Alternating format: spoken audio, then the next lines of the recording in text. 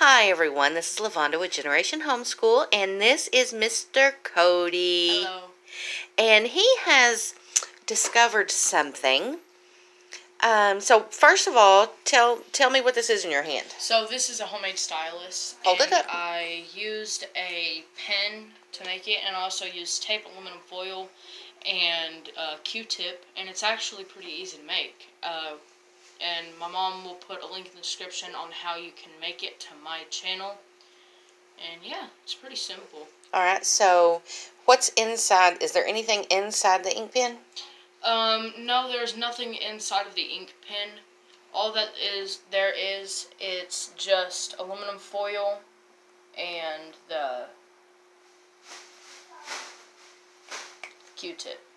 Alright. Now is the Q-tip a whole Q-tip or did you break it off? I had to break it off. Alright, so we've got the Q-tip right here, and then the aluminum foil, and that's taped on with just regular clear tape. Yes. Alright.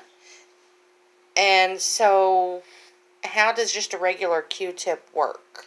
Well, what you have to understand is that our body conducts electricity, and whenever our hands touch our device and how it moves, we can use a phone.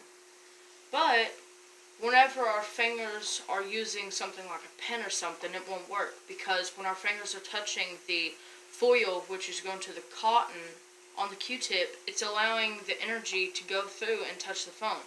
And you have to also mind that there's also a very small amount of water that I added into the Q-tip, which allows it to move.